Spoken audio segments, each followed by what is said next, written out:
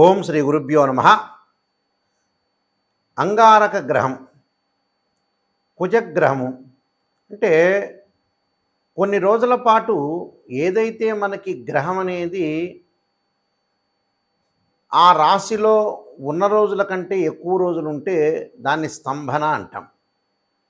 ఆ స్తంభన అనేది ఏంటంటే కుజగ్రహానికి కొన్ని రోజుల పాటు స్తంభన అనేది జరుగుతుంది ఇక్కడ. అంటే కుజస్తంభన జరిగింది. అంటే కుజస్తంభన అంటే మనకి ఆగస్టు 27వ తారీఖు నుండి 2024 అక్టోబర్ 21 తారీఖు వరకు కూడా 55 రోజుల పాటు కుజస్తంభన జరగటం, మళ్ళీ తిరిగి మిథున రాశిలో సంచారం చేసే కుజుడు కర్కాటక రాశిలోకి మళ్ళీ వెళ్ళి అక్టోబర్ 21వ తారీఖు నుంచి జనవరి 22వ తారీఖు వరకు కూడా, జనవరి 22 అంటే 2025 జనవరి 22వ తారీఖు వరకు 92 రోజుల పాటు కర్కాటక రాశిలో కూడా స్తంభన జరిగింది. దాని తర్వాత జనవరి 22వ తారీఖు నుంచి ఏప్రిల్ 3 వరకు మళ్ళీ మిథున రాశిలోకి సంచారం. అంటే ఇక్కడ మిథున రాశిలోంచి కర్కాటక రాశిలోకి రావటం, మళ్ళీ కర్కాటక నుంచి మిథున రాశి రావటం జరుగుతుంది. అంటే ఇక్కడ జనవరి 22వ తారీఖు 2025 సంవత్సరం నుండి ఏప్రిల్ 3వ తారీఖు 2025 వరకు కూడా మిథున రాశిలో 81 రోజుల పాటు సంచారం జరిగింది. మళ్ళీ ఏప్రిల్ 3వ తారీఖు నుంచి ఆగస్టు 27, 2025 కర్కాటక రాశిలో మళ్ళీ స్తంభన. అంటే మిథున రాశిలోంచి ఫస్ట్ ఆగస్టు 27 నుంచి అక్టోబర్ 21 వరకు కూడా 55 రోజుల పాటు ఉండటం, మళ్ళీ కర్కాటక రాశిలోకి 92 రోజులు, తర్వాత మళ్ళీ జనవరి 22 నుంచి ఏప్రిల్ 3 వరకు 2025 81 రోజులు ఉండటం. అంటే మళ్ళీ ఏప్రిల్ 3వ తారీఖు 2025 నుంచి ఆగస్టు 27వ తారీఖు వరకు కూడా మళ్ళీ కర్కాటక రాశిలో సంచారం. అంటే మిథునము కర్కాటకం, మిథునము కర్కాటకం. అంటే దాదాపుగా ఈ మిథున రాశిలో సంచారం చేయటం అనేది ఎక్కువ రోజులు జరుగుతుంటుంది. అంటే మిథున రాశిలో సంచారం చేయటం అని అంటే మనకి దాదాపుగా 55 + 81 రోజులు, అంటే దాదాపుగా ఎక్కువ రోజులు మనకు సంచారం చేస్తుంటుంది. సంచారం చేయటం వల్ల ఎలా ఉంటుందంటే 146 రోజుల పాటు మిథున రాశిలో సంచారం చేయటం, అలానే కర్కాటక రాశిలో కూడా ఎక్కువ రోజులు సంచారం చేయటం జరిగింది. దాదాపుగా ఆగస్టు 27, 2024 నుంచి ఆగస్టు 27వ తారీఖు 2025 తారీఖు వరకు కూడా దాదాపుగా సంవత్సర కాలం పాటు ఏదైతే కుజస్తంభన అనేది జరిగింది. కుజస్తంభన అంటే ఏంటంటే ఏ గ్రహానికి లేనటువంటి కేవలం కుజుడికి మాత్రం వచ్చే ఒకానొక అవస్థని స్తంభన అంటారు. అంటే ఎప్పుడు కూడా ఒక రాశి నుంచి మరొక రాశికి సంచారం చేసేటప్పుడు మిగతా గ్రహాలతో కాకుండా కుజుడు ఇక్కడ ఒక్కొక్కసారి ఒక్కొక్క రాశిలో స్తంభన జరుగుతుంది. పోయిన సంవత్సరం కూడా ఈ స్తంభన అనేది జరిగింది. అంటే దీనికి ఏమిటంటే బుధ శుక్ర రవి మాసం, మాసార్ధత కుజ అంటారు. గురు ద్వాదశ మాస నేత్ర సన్మానసం శనీశ్వరం అంటారు ఇక్కడ. అంటే ఏ గ్రహము ఏ రాశి యందు ఎంతెంత కాలం ప్రమాణాలు ఉండాలో అంతంత కాలం ఆ రాశిలో ఉండే ఆ గ్రహం అనేది ప్రయాణం చేస్తుంది. అటువంటిది కుజుడికి సంబంధించిన విషయాల్లో 45 రోజుల పాటు కుజుడు ఒక రాశి నుంచి మరో రాశికి ప్రయాణం చేస్తాడు. 45 రోజుల కంటే ఎక్కువగా ఉంటే దాన్ని కుజస్తంభన అంటారు. అంటే మాసార్ధత కుజ అంటారు. అంటే నెలన్నర పాటు మరి కుజుడు ఉంటే మామూలుగా ఉన్నట్టు, అంటే 45 రోజుల పాటు. 45 రోజుల కంటే ఎక్కువగా ఉంటే దాన్ని కుజస్తంభన అని అర్థం. అంటే జన్మరాశి గతే భౌమాయ రాక్షస పీడిత అంటారు. అంటే ఒక్కొక్క రాశిలో కుజుడు ఉంటే అలాంటి సంఘటన జరుగుతాయని అర్థం. మనకేమిటి అని అంటే చాలా చోట్ల కూడా మనకి కుజుడి గురించి ప్రస్తావన వాల్మీకి రామాయణంలో కూడా చెప్పారు. అంటే వాల్మీకి రామాయణంలో కూడా రోహిణీ నక్షత్రం అన్నీ పీడించేది కుజుడని, కుజుడు రోహిణీ నక్షత్రం గురించి కూడా కొన్ని మాటలు చెప్పబడింది.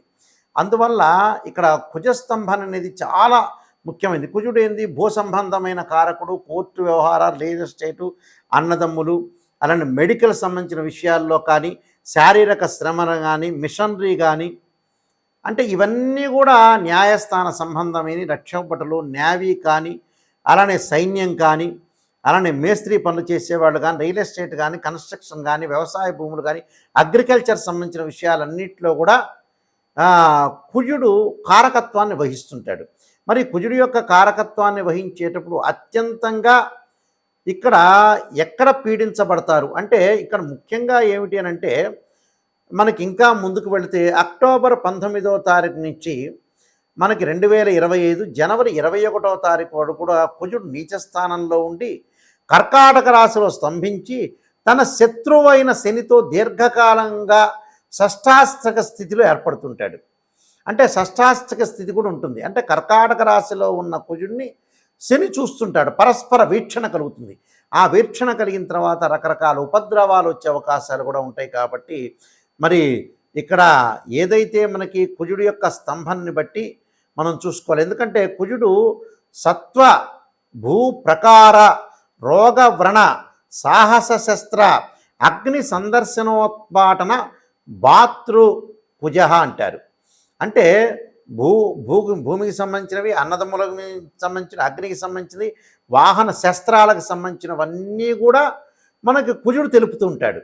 అంటే కొంతమందికి అత్యంతంగా లాభపడే రాశులు ఉంటాయి, అత్యంతంగా దారుణంగా పీడించబడే కొన్ని రాశులు ఉన్నాయి, మధ్యంతర రాశులు కూడా ఉన్నాయి. కాబట్టి ఏ రాశుల వాళ్ళకి బాగుందో లేదో మనం చూసుకుందాం. ముఖ్యంగా మిథున కర్కాటక రాశుల వాళ్ళకి కొంత చెడు కాలం అని చెప్పుకోవచ్చు. ఆ తర్వాత మీనము, మేషము, వృశ్చికము, ధనస్సు అంటే ఈ 6 రాశుల వాళ్ళకి కూడా కొన్ని ఇబ్బందికరమైన పరిస్థితులు ఏర్పడే అవకాశాలు ఉంటాయి. కాబట్టి ఇక్కడ మిథునము, కర్కాటకము, మీనము, మేషం, వృశ్చికం, ధనస్సు వాళ్ళు కొద్ది జాగ్రత్తగా ఉండాలి. మిగతా రాశుల వాళ్ళకి కొన్ని మంచి యోగాలు ఉండే అవకాశం అనేది ఉంటాయి. కర్కాటక రాశి వాళ్ళకి జన్మంలో కుజస్తంభన ఉండటం, వ్యయంలో కూడా కుజస్తంభన ఉండటం జరుగుతుంది. అంటే ఇక్కడ జన్మంలో ఉండటం వల్ల ఎలాంటి పరిస్థితులు ఉంటాయి, వ్యయంలో ఉండటం వల్ల కూడా ఎలాంటి పరిస్థితులు ఉంటాయి అంటే బంధుమిత్రులతో కొంత విరోధ భావాలు రాకూడదు, బంధుమిత్రులతో కొంత సహనంగా ప్రవర్తించాలి, మాట పట్టింపులు కలిగే అవకాశాలు ఉండటం, అనవసరమైన ధన వ్యయాన్ని, అనవసరమైన విషయాలకు డబ్బులు ఖర్చు పెట్టద్దండి. నమ్మిన వారి వల్ల కూడా కొంత మోసపోయే విషయాలు ఉంటాయి. అనేక మార్గాల్లో ఆదాయం ఉన్నా కూడా ఆదాయపరంగా ఇబ్బందులు లేకుండా కొద్ది జాగ్రత్త పడాలి. నూతన వ్యాపారాలు ప్రారంభం చేయొచ్చు. ఎందుకంటే కుజుడు అలా ఉన్నా కూడా వీళ్ళకి కొంత గురుబలం అనేది బాగా ఉంది. కాబట్టి వ్యాపారం పెట్టుబడులు పెట్టచ్చు, వ్యాపారపరంగా ఇబ్బందులు అనేవి ఉండవు. శుభ కార్యక్రమాలకు కొంత ఆటంకాలు కలుగుతున్నా లేట్ అయినా కూడా కలిగే అవకాశాలు ఉంటాయి. ఖచ్చితంగా దూర ప్రాంతాలకి వెళ్ళే అవకాశాలు ఉండటం, కోర్టు సమస్యలు కూడా కొంత మధ్యలో ఉండే అవకాశాలు ఉంటాయి. వివాహ శుభ కార్యక్రమాల్లో పాల్గొనటం, భార్యాభర్తల మధ్యలో విరోధ భావాలు రాకుండా చూసుకోవాలి. అలానే ఆరోగ్యపరంగా ఇబ్బందులు రాకుండా ఆకస్మిక ప్రయాణాల వల్ల కొంత లాభాలు కలగటం, ఆయుధాలతో పనిచేసే వ్యక్తులు కొంత జాగ్రత్త పడటం చాలా మంచిది. నీచుడి యొక్క మాటలు పరిపూర్ణంగా వినకూడదు. నీచుల యొక్క మాటలు వినటం వల్ల కూడా మన జీవితంలో కొన్ని డైవర్ట్ జరిగే అవకాశాలు ఎక్కువగా ఉంటాయి. కాబట్టి డైవర్ట్ చేయకుండా, అంటే ఆరోగ్యాన్ని ఇబ్బందులు పడకుండా ఒక జడ్జిమెంట్ ఇచ్చేటప్పుడు కానీ, రక్షణ శాఖ వాళ్ళు కానీ, అలానే ఇళ్ళు కన్స్ట్రక్షన్ చేస్తున్న వ్యక్తులు కానీ కొంత రక్తము అనేది కొంత కనపడటం ఒకటి, కింద నుంచి పైకి పట్టడం ఒకటి, దురదలు ఒకటి, స్కిన్ ఎలర్జీ కానీ ఇలాంటివన్నీ కూడా మీరు రాకుండా చాలా జాగ్రత్త పడాలి. వాహనాన్ని కూడా అతివేగంగా నడపకూడదు. ఎవరితో కూడా గొడవలు పెట్టకుండా, ఇంటిలో కూడా బయట విషయాలన్నీ కూడా తీసుకొచ్చి ఇంట్లో గొడవలు పడొద్దండి. గొడవలు పట్టడం వల్ల కూడా కొన్ని ఇబ్బందికరమైన పరిస్థితులు వచ్చే అవకాశాలు ఉంటాయి. కాబట్టి చాలా జాగ్రత్తగా ఆలోచన చేసి ముందుకు వెళ్ళండి. దురదలు, గాయాలు, శరీరంలో వేడి, జ్వరము, రక్త దర్శనము ఇలాంటివన్నీ కూడా ఆకస్మిక ప్రయాణాల వల్ల కూడా కొన్ని నష్టాలు జరుగుతాయి. కాబట్టి ఆయుధాలతో కొంతమంది పనిచేస్తుంటారు. ఆయుధాలతో పనిచేసే వాళ్ళు కూడా కొంత జాగ్రత్తగా ఉండి ముందుకు వెళ్ళటం చాలా మంచిది. ఈ విషయాలన్నీ కూడా మీరు గమనించి ముందుకు వెళ్తే మనకంతా కూడా మంచి జరిగే అవకాశం. మాట పట్టింపులు కూడా కొంత తగ్గించుకోండి. ఎక్కడ తగ్గాలో ఎక్కడ నెగ్గాలో నేర్చుకొని ముందుకు వెళ్ళండి, మీకు మంచి జరుగుతుంది. నేను చెప్పిన రెమెడీస్ అనేవి పాటించండి, మీకు మంచి జరిగే అవకాశం ఖచ్చితంగా ఉంటుంది. అంగారకుడి యొక్క ప్రభావం అనేది మనకు ఉండకుండా ఉండాలంటే తప్పకుండా అంగారకాయుధే శక్తి హస్తాయ ధీమే తన్నో భౌమ ప్రచోదయాత్ అనే మంత్రాన్ని, తత్పురుషాయ విద్యే మహాసేనాయ ధీమే తన్నో షణ్ముఖ ప్రచోదయాత్ అనే మంత్రాన్ని, అలానే కందులు, ఎర్రని వస్త్రము, ఎర్రని పూలు, ఎర్రని పదార్థాలు మంగళవారం రోజున ఉదయం పూట కుజహోరలో ఉంటుంది. కుజహోర అనేది ఉంటుంది. ఆ కుజహోరలో మనం ఇవన్నీ కూడా దానం చేయాలి. దానం చేయడంతో పాటు తప్పకుండా కొన్ని అనుసరించాల్సిన విషయాలనే ఉన్నాయి. మంగళవారం రోజున ఈ కుజస్తంభన ఎంత కాలం అయితే ఉంటుందో మంగళవారం రోజున ఉపవాసం చేసి సుబ్రహ్మణ్య స్వామి యొక్క ఆరాధన చేయటం చాలా మంచిది. ఆరాధనతో పాటు ఏదన్నా సరే సుబ్రహ్మణ్య స్వామి యొక్క క్షేత్రాన్ని దర్శనం చేయటం ఒకటి, వివాహం కాని వాళ్ళు ముఖ్యంగా శ్రీ వల్లీ దేవసేన సమేత సుబ్రహ్మణ్య స్వామి యొక్క కళ్యాణం చేయటం, సుబ్రహ్మణ్య స్వామికి అభిషేకం చేయటం, కందులతో చేసిన ఏదైతే వంటకాలన్నీ కూడా ఏదైనా సరే తయారు చేసి దేవాలయంలో ఇచ్చి భక్తులందరికీ కూడా పంచాలని ఆ దేవాలయంలో ప్రధాన అర్చకులకు చెప్పటం, అంటే ఇవన్నీ కూడా. అలానే మంగళవారం రోజున ఏదైతే మనకి రాహుకాలంలో దీపం పెట్టడం, ఇలాంటివన్నీ కూడా చేయటం వల్ల ఏంటంటే మనకు కుజుడి యొక్క దోషం పోయే అవకాశం ఉంటుంది.